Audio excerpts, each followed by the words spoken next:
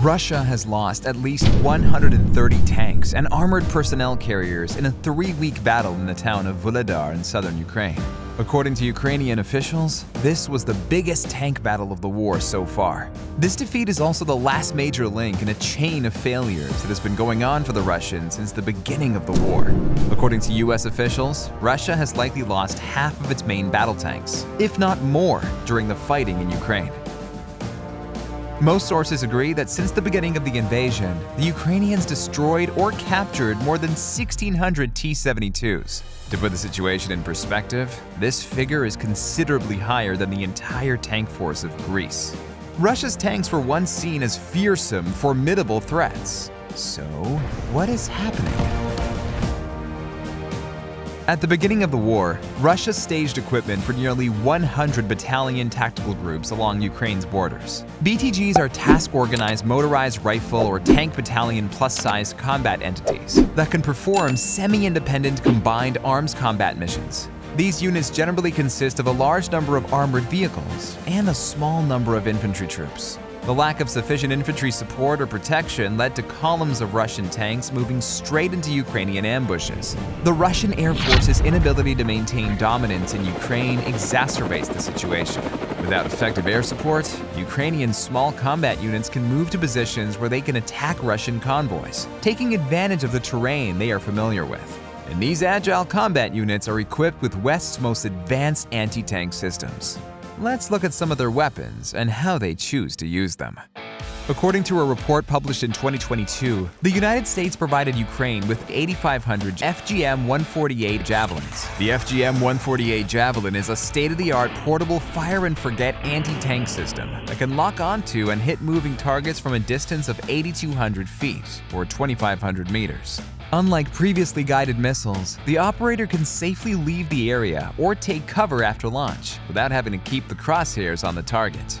This anti-tank weapon is highly effective against heavy tanks due to its top attack mode. The weapon's launch unit is so advanced that it can be used independently for observation purposes.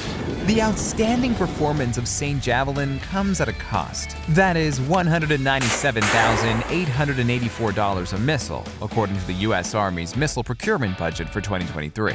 However, the kill rate of up to 90% and the fact that it eliminates a multi-million-dollar tank in just one shot justifies this cost. One of the major contributors to Russia's desperate situation is the Saab Bofors Dynamics designed NLAW.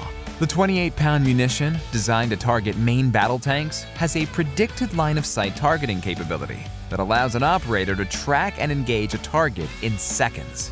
Being significantly more cost-effective than Javelin, this missile is only about $33,000 per shot. However, the range is much shorter at 3,280 feet, or 1,000 meters, and NLAW's 4-pound warhead is far less effective than the FGM-148 Javelin's 19-pound warhead. Still, the NLAW system is accounted for about 30 to 40% of Russian tank losses, according to Ukrainian forces. From the start of the invasion, Ukraine's locally manufactured Stugna P anti-tank missile was acclaimed for its effectiveness. It is an anti-tank system from a previous generation that requires a 3-person crew. The launcher and missile together weigh more than 60 pounds. The missile is guided by the operator. At its maximum range, the projectile takes nearly half a minute to hit a target at its maximum range of 3.1 miles, or 5 kilometers. This system costs around $20,000 a shot, 1/10 of a Javelin, a relatively small price tag when you consider that it killed many tanks and, on at least 2 occasions, downed Russian helicopters. The battle for Bakhmut remains the most intense along the front line, where new Ukrainian squads have been spotted on Humvees outfitted with Raytheon's BGM-71 tow missiles. The tow missile, as the name suggests, is tube-launched and optically tracked. It is a wire-guided missile that is manually steered toward its target by the operator. It is the nearest equivalent to the Stugna P. This weapon system was developed by the US Army during the Cold War to destroy Soviet armor, and now it is devastating Russian armor in Ukraine. These missiles were budgeted for $79,000 each in 2020. TOW anti-tank missiles are more lethal than Javelin, Stugnas, or NLAW anti-tank missiles, as they can penetrate up to 35-inch or 900 millimeters of RHA, rolled homogeneous armor. So, with what tactics do the Ukrainians use these weapons in the field? Mostly, it goes like this. The lead vehicles of a Russian column were frequently heavily armored tanks. As a result, the Ukrainians used more advanced weapons with a higher kill probability to hit these tanks to ensure that the entire column came to a halt.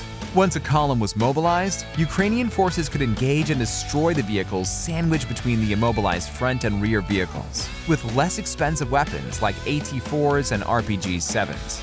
These tactics, which the Ukrainians have used successfully since the beginning of the war, have resulted in massive losses of tanks and light armored vehicles for the Russians. To cope with the losses in the field, the Russians are forced to send their older tanks to the front, which have been sitting in warehouses for many years without maintenance. The 70-year-old T-55s were said to be on their way to the front lines after the T-62s. In a direct clash with better-equipped Ukrainian forces, the four-man crew of a T-55 could survive for minutes. Losing tanks is one thing, losing trained tank crews is another thing together. The Russians lost a devastating percentage of their experienced soldiers, the most valuable asset an army could have, in the first months of the war, due to tactical and strategic errors that demonstrated that they were unprepared for this type of war. In the upcoming phase of the war, they will have to fight against highly experienced, motivated, and well-equipped Ukrainian forces with inexperienced soldiers and older technology weapons. We're talking about the M1A1 Abrams versus the T-55.